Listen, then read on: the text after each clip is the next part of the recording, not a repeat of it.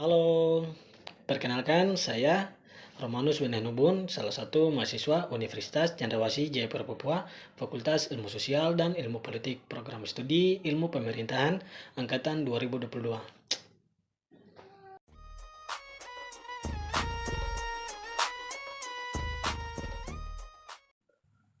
Baik teman-teman, video ini saya buat untuk memenuhi tugas mata kuliah saya pengantar ilmu pemerintahan. Nah, saya akan membahas tentang pemerintahan sebagai kebutuhan.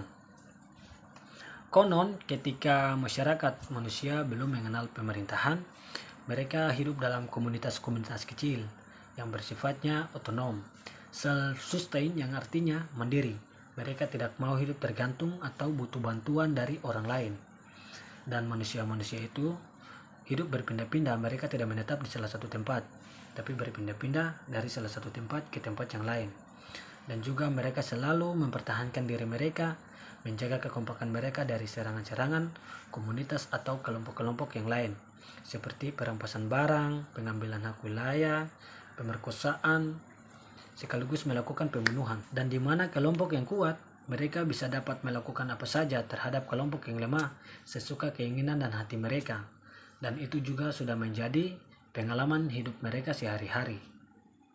Dan ada salah satu filsafat yang bernama Thomas Hobbes merumuskan konflik-konflik itu sebagai suatu keadaan perang antar semua melawan semua. Artinya manusia melawan manusia. Dan kehidupan seperti itu, mereka yang kuat atau mempunyai power itu yang bisa bertahan hidup. Keadilan itu merupakan ilusi, ketertiban sosial itu hanya impian aja. Nah, seiringnya berjalannya waktu, dunia semakin maju dan modern, ada beberapa orang kuat yang mendapatkan ilham.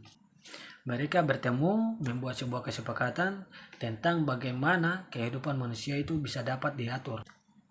Dan berdasarkan kesepakatan itu, sebagai aturan hukum dan sanksi kepada siapa yang melanggarnya, akan dihukum, dan hukuman itu berupa penyiksaan fisik, seperti penyaliban, dipukul, dipotong jari, sehingga dicambuk, dan sebagainya.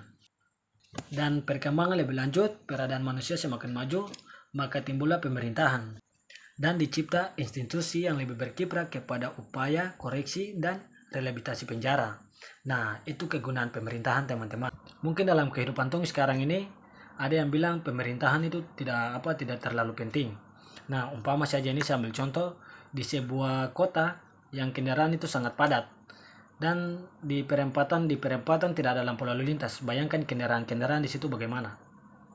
Di situ pasti otomatis itu saling bertabrakan, saling salah paham, kendaraan macet, susah diatur.